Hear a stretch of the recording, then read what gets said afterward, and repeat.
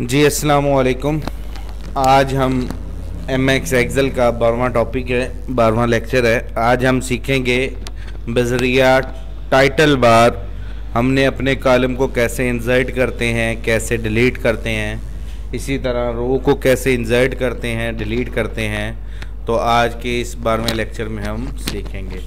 सबसे पहले MX Excel की वो फ़ाइल खोल लें जिसमें आपने काम किया हुआ है। तो ये MX एक्सेल की ये फ़ाइल है। MX एक्सेल की फ़ाइल में जाने के बाद हमने इस 3 नंबर रो के ऊपर हमें एक रो चाहिए। तो 3 पे क्लिक करने के बाद ये इंसर्ट का बटन है, इंसर्ट के बटन को ओपन करें। ये सारे ऑप्शन लिखे हुए हैं, इंसर्ट सेल करना है, इंसर्ट रो करनी है। और जब कॉलम के करीब रखेंगे तो ये देखेंगे ये कॉलम का बटन ओपन हो जाएगा। ये देखें ये कॉलम आ रहा है। तो ये आप पे डिपेंड करता है आपने क्या चाहिए। हमें 3 से ऊपर रो चाहिए।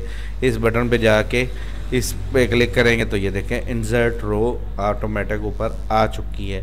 ठीक है, सेम टू सेम जैसे कॉलम को इंसर्ट करना हो तो मैंने जी से पहले इधर फादर नेम लिखने के लिए एक कॉलम चाहिए।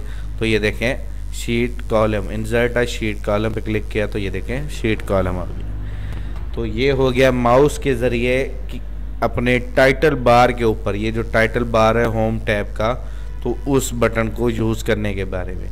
अब सेम टू सेम डिलीट करने का तरीका, अपना जी कॉलम, ये हमारा एक्स्ट्रा कॉलम है, इसको डिलीट करना हो तो इस ऑप्शन में जाने के बाद ये देखें शीट डिलीट कॉलम पे क्लिक करेंगे तो वो देखें वो डिलीट हो गया।